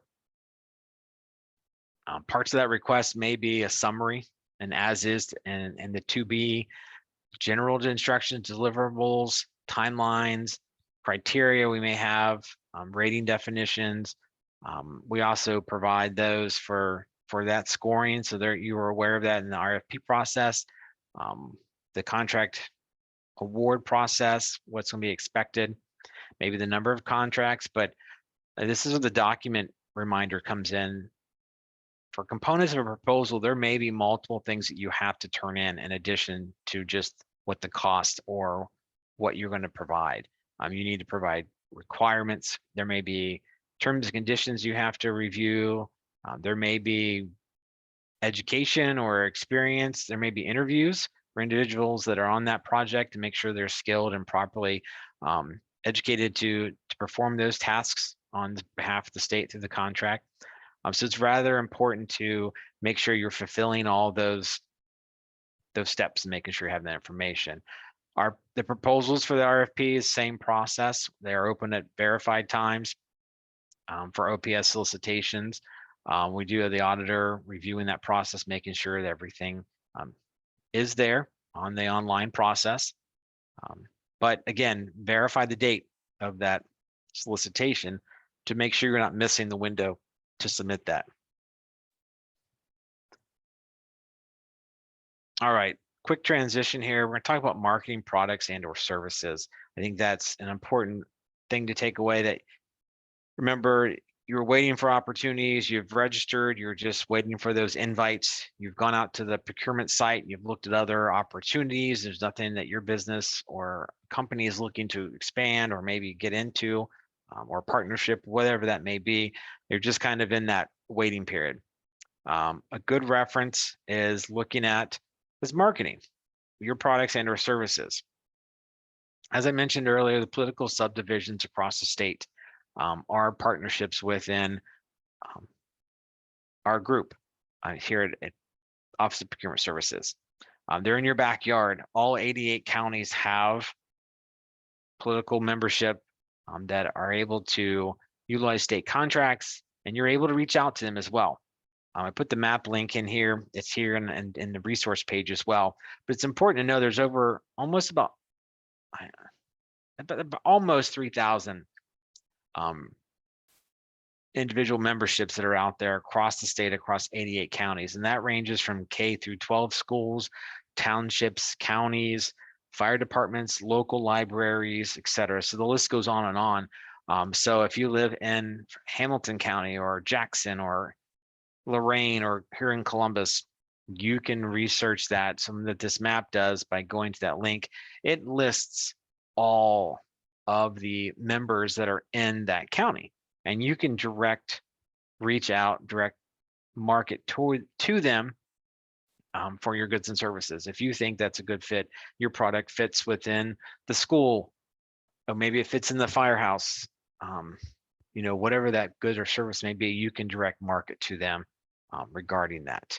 So it's just a good reminder, there's additional opportunities out there just by picking up the phone and reaching out. Another way is the direct purchase authority. It's called the DPA.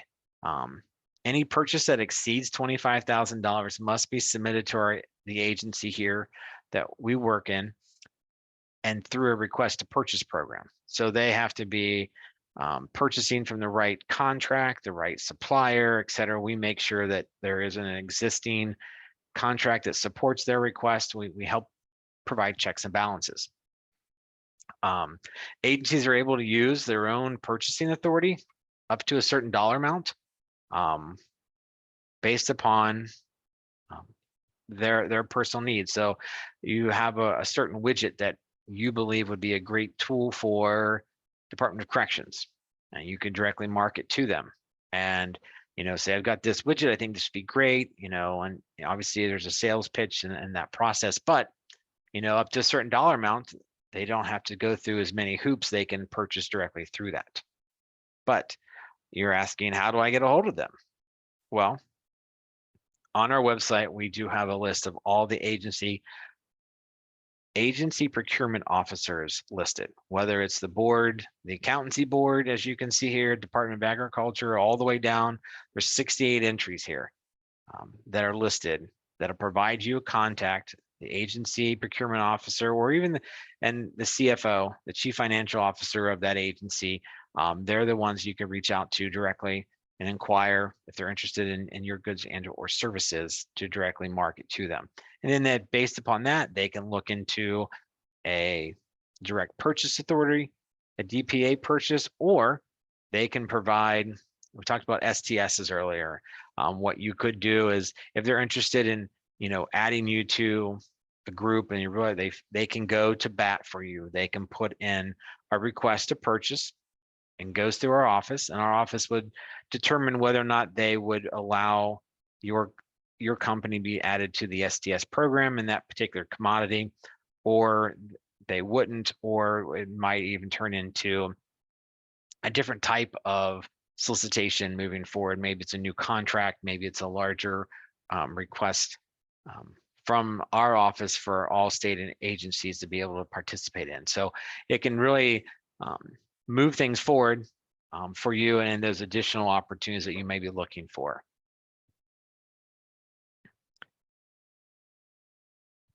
Now, just a quick list of some resources. Some of the highlights I've covered today. There's some selling to the state, OhioBuys, direct public. All these links that we covered, talked about, you can click on these links. It'll take you right to that. Some basic supplier FAQs, Department of Development, if you're looking for MB certification, veteran-owned, women-owned businesses, EDGE programs, they manage all of those in a one-stop shop. They're connected to the PTACs, the Apex and the MBACs groups as well. So great information. Within that, they do have the minority business information part of their organization now. There's an interactive budget. If you're interested in seeing where all the money in the state's being spent and what types of things are being spent on, helps you with your marketing and your future planning purposes. The state of Ohio map, as I mentioned, that has all of the political subdivision contacts within it. Our website, OhioBuys, supplier training resources that are out there.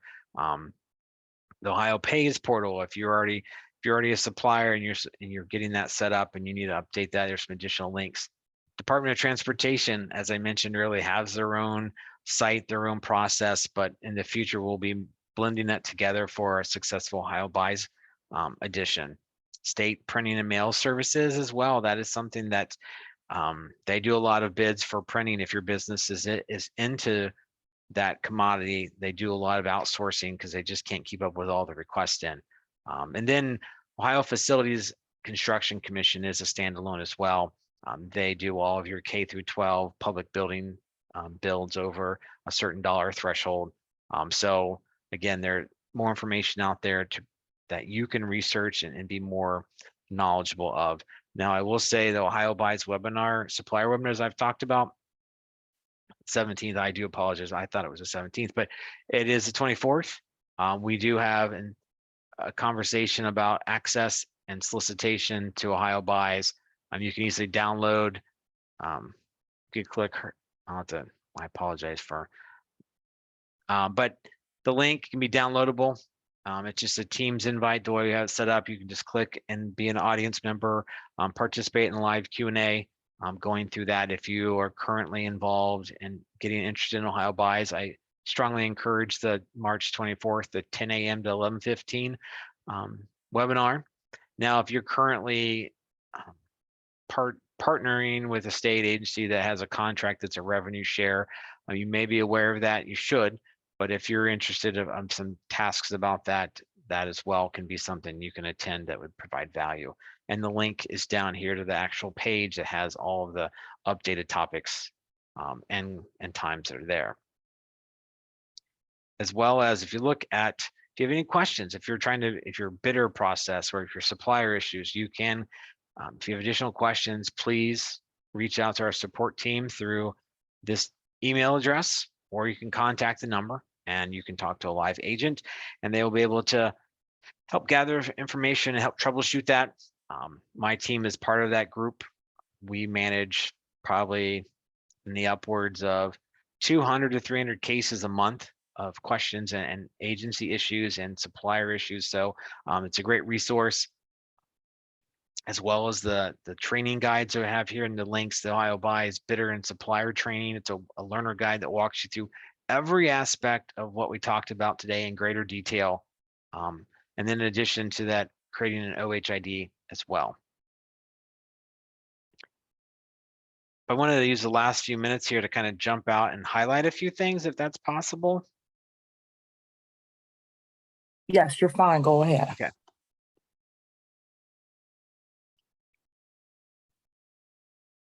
Yes, we may run just a couple minutes over, but I think we're good on time. So thank you, everybody. All right, and my screen is displaying right now. Yes, we can see that. Excellent, excellent. Let me just click back here. So again, the procurement services website is new. It's updated from when we got in. I think we brought ourselves up to 2003. I think the state's always the last one to update websites and so forth, but we're getting caught up. But there's a host of information that's available to you at your fingertips by just saving this to your browser. You can learn more about OhioBuys, like I called out earlier. But down here, if you're interested in the CRP program, there are suppliers and information down there, and that just talks about that initial prerequisite program. Cooperative purchasing, this is where the map is located. This is where going through this, it talks about the program. You can actually reach out to, there's a process that these entities have to go through, but over here on the far right, you can search for, we call them co-op members. You can do it even by ODOT. There's two of them here. If I click the county, that opens up into a web, and as we showed you, and I'll just click, this is Franklin. And what happens by clicking the actual link, it opens up and it highlights all of the members that we have. So these are people that are purchasing. These are the people in your local towns and counties that are doing business that you may not even think about, you may not be aware of. So it goes through a whole host of opportunities. And I mean, it gives you a way to target information too. You may not be able to just not your own county, but there's 88 counties in the state of Ohio that would provide information and contacts, potential outreach opportunities for you and your business. So definitely something to leverage if you're interested in that. But within that, again, we have the public records request. That is where you can come and just, if you're looking for an opportunity to get in more insight to why you didn't get the bid, you can provide in what you're looking for, your name, the details. They will review this and provide you information. There may be some redacted information, like I said earlier, that might be surrounding proprietary information. It's like, for instance, like there's the Coca-Cola. We won't ask them to put the recipe in there, but stuff like that will be removed. So it's a great resource to get information about that, to be able to help understand where you need to be the next opportunity that comes along for you and your business. If you're interested in that department list, I know there's a few questions about that. By clicking this does list the number of people that are on a department list. There's more people than I thought, actually. So these people, for whatever reason, they're on this list. And there is a time period they do get debarred for. And once they're out of that debarment time, they can participate in other opportunities as well. But I know people were asking about that, and here's a list if you're interested in exactly, not if you're on it, but obviously if you could be on it, or then there are other lists as well. And we check for responsive, and just we make sure that we're doing our proper due diligence to validate that we are awarding contracts to responsive and responsible suppliers.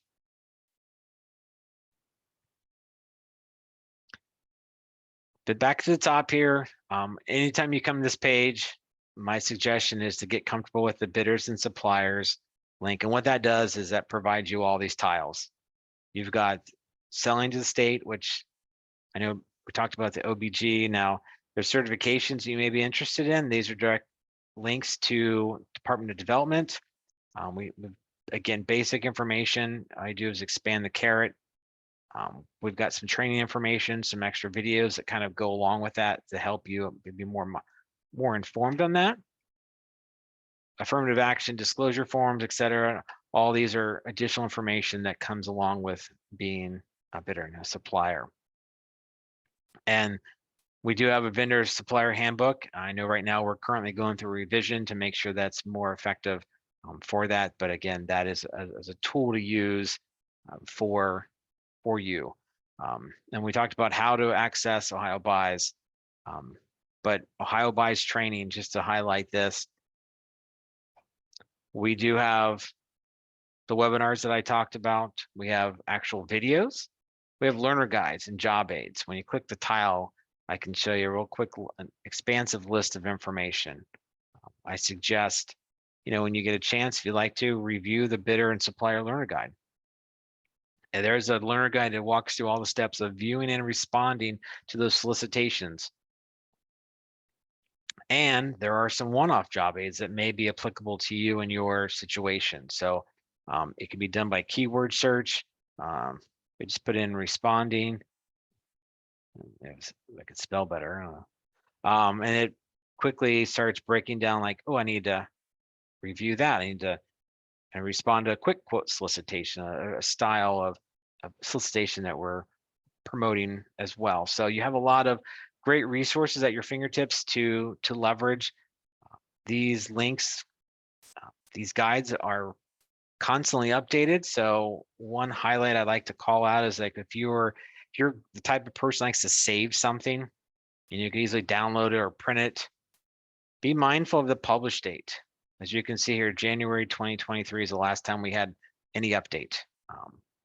So we keep these updated, but if you print off something from November 2022, there might be some things that are changed or functionality that's been improved that you're not seeing when you're walking through that. So I always highlight, if you're the person like myself, I like paper. Sometimes you kind of have to make sure you have an up-to-date document, and saving a few trees that when you can, when some of these documents are 47 pages long and some of the other ones can add up. So use the electronic versions as a definite tool for that. So again, just want to highlight that because I think there's some important opportunities with that. And right on the top first page, as you saw on the slide, these are the 3 most clicked on items in our website.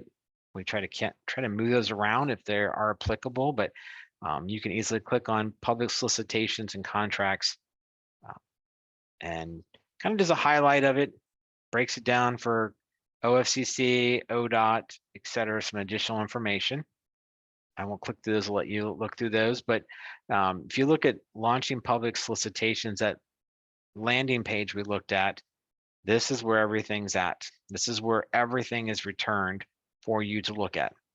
The robust search engine, what it does is there's an ID number, it breaks it down by the solicitation name, the type of solicitation, whether it's an ITB like we talked about. Someone's looking for vinyl mesh bridge banners, something that's very specific, very targeted what they're looking for. They have a begin date that tells you the date and then the end time when it actually ends. An opportunity that these specific solicitations have are inquiry end dates. So you can ask questions all the way up until the day that this actual solicitation ends. But you have to be mindful because sometimes the times are 11, sometimes they're 8, 4 p.m. You just have to be mindful of that if you're going to ask a question. And it breaks it down by commodity and the NBE set aside. You can filter on that, or it's visible. So if you were looking through an opportunity, those that are on the NBE set asides have been contacted. Again, you have to be registered by the time of the bid opening to be able to participate with that. So I suggest, when you get a chance, go out and start looking through some of these opportunities. So when you open up, it's called edit, and it sounds like you're going to make a change, but it's just the way the naming convention is on the website. So when you click the little pencil, it actually opens up and it displays all that information like we talked about. The name, the specifics. As you can see here, it talks about 2 full color, full bleed, one-sided 50-foot by 83 inches vinyl mesh banner with 1/2-inch brass grommets or eyelets along both edges, waterproof ink, blah, blah, blah, fade resistant. So that's what I was referring to earlier, is that very specific, very limited, needs any inquiry, needs any of the responses, because we've been very specific. And as you can see, the hope is that by being specific, you don't have to ask questions, but there is an inquiry period time that goes along with it just in case you do have a question. So that is a great opportunity. And down here, there are no inquiries as a 0 result. So as questions come in, as we highlighted, you'll start to see those and be able to understand what questions are being asked. The documents approved. Now there may be some additional design documents or font style or color requirements that might be in here. So you, again, making sure you review all the parts and pieces of that solicitation. James, it looks like we have a question. Yeah. And maybe this will be the last one since we're just 5 minutes over. That's not bad. We've had some great questions today. Michael Dominik, forgive me if I'm pronouncing that wrong. His question is, why is it that when we submit a bid, we don't receive an email as to the status of the bid? We spent time to submit bids, but no one responds to let companies know the status of the bid. I have to look into that.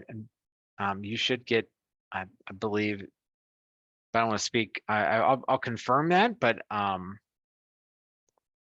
obviously you can see that on your portal when you submit. You have that, but I need to confirm whether or not you are supposed to get an email to that specific. But I agree with you. The amount of time that you're putting into it, you should be able to see that you submitted, and you should be able to see that under your profile. But I'll need to confirm, making sure where that shows up visually. Like, I just can't think of it at the top of my head right now. So I will. There's a few questions I do have from today I want to follow up on and get better clarification. So I will make sure that I'll add this to the list just for confirmation, Michael, if that's all right. Okay. Now, would you be able to some of these, I don't know if you want to add that to your presentation, if it's something that you can look up, you remember some of the questions and add the information at the end, or, put a slide in there. Yeah. Yeah. I could do that. Wouldn't be a bad idea. Yep. And that way, because it does take a few days to finalize the recording link. And so you can update your presentation and maybe add those responses to your presentation, and then send the updated one to us. And then Sharon can post it to the Apex Accelerator website. And with that, so it'll take a couple of days. So probably by this time, maybe next week, mid next week, the updated presentation plus the finalized recording should be posted. So maybe by next Wednesday or Thursday, you can check. And then that's a good segue because I already put this in the chat again. Here is the link to the Apex Accelerator website.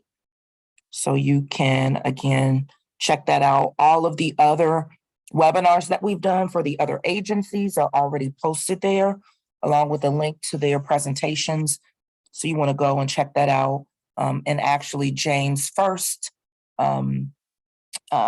first webinar that we did to kick off January, I forget what date, but James presented on doing business with Ohio Department of Administrative Services. So you may want to check that presentation out in the recording. Again, we do, oh, you know what? I'm sorry. Were you finished, James? Yeah, no, I'm just going to mention with that when you talked about, I definitely encourage everyone to make plans for the webinar date. Yeah. On the 24th, definitely that'll give you a great overview. We have a live Q&A with my team that goes through that. Lots of opportunities to ask questions and maybe give you a chance to look through some of the materials, kind of start navigating through some of this stuff. So that'll all be relevant in that conversation and help reinforce some of that for you. All right, wonderful. Thank you so much, James. Great information today. Also great questions. So thank everybody for their questions. James, if you want to have that slide up with that had the upcoming dates, the 24th, I think there were a couple of dates. If you want to leave that up so people can, there you go. Okay, so definitely, yeah, 1 in the morning, 1 in the afternoon for webinars to get some continued information will be in the presentation. So again, thank you, James. Thank you for the demonstration, the live demo. Hopefully, if you're not doing business with the state agency, this will encourage you to start looking for opportunities to see if there's, a chance that you can offer your good or your service to one of our agencies. And with that, we will end up just some quick announcements. This again wraps up our series, doing business with state agencies. Our next highlight, or what we're going to focus on next, we have another series of webinars that we're going to be doing leading up to our signature contracting event called the Ohio Business Matchmaker. And Sharon mentioned that earlier. The Ohio Business Matchmaker is our signature contracting event. And essentially, it's an opportunity for you to learn how to do business with state agencies, local agencies, federal agencies, even sometimes universities and colleges may come. And so the matchmaker is essentially just that. So the agencies will be there. When they register, they will register with the codes, with the goods and services that they're looking to purchase from you as a small business. And then when you register as a small business, you register with the codes of the products and services that you provide. And so we will have a list of the matches of the agencies that match up with the services that you offer and the agencies that are looking for those services. And then you can spend time. We have like 7-minute sessions where you can sit in front of a agency buyer, whether it's federal, state, local. You will get a list of the matches that you receive, and then you have a chance to sit in front of that representative, that buyer from that agency, and then you can pitch your capabilities, what you have to offer as a small business, what you sell in terms of your products or your services. And so if this is your first time hearing about the matchmaker, if you want to get more information, we will be having a series of webinars beginning March 22nd. And that very first webinar will be making the most of the matchmaker and giving you an overview of what the matchmaker is, what to expect. And then we will go through all the way up until May 3rd and 4th, which is the matchmaker date. And we'll have a series of different topics: marketing to the federal government, marketing to state agencies, state of Ohio certifications, legislative and regulatory updates about the SBA, contracting programs, mentor and protege program, and a couple other topics. Also, we will have a mock matchmaker session. So if this is your first time and you're interested in the matchmaker and you want to see, hey, what will it be like when you actually get there, sitting in front of a buyer? What do you need to do? The mock matchmaker sessions are a great way for you to prepare for that. So we will have 4 mock matchmaker sessions where 6 companies can register for each of the sessions, and you will have 7 minutes to pitch your capability statement. It's like a 1-page marketing tool for your business. And then we will have a federal representative, a state representative, an Apex Accelerator counselor, and an SBA representative to give you feedback on both your pitch and then also your capability statement. So we will be sending that out here probably by the end of this week, beginning of next week, that information for you to register. So stay tuned. Again, the matchmaker in times past, we've had up to 500 people to register. So it's not only a great time for you to engage and find out about doing business with government entities, but also it's a great way for you to interact and engage with other small businesses and also prime contractors. So with that said, I know we went over today, but it was a lot of great information. We're greatly appreciative that you joined us today. And this was one of the best series that we've actually put on. So we're looking to actually host this again next year, maybe do some other things at the end of the year. So again, thank you. Thank you, James. Thank you for participating. Be on the lookout for the upcoming information about the Matchmaker, Ohio Business Matchmaker, which will be May 3rd and 4th in Dayton, Ohio at the Wright State Nutter Center. So there is a small fee for you to register and attend, but it's a lot of great information and great access that you will have information. It will be public, so it will be a great way to network again with the agencies and with other small businesses. We will send that information out to you.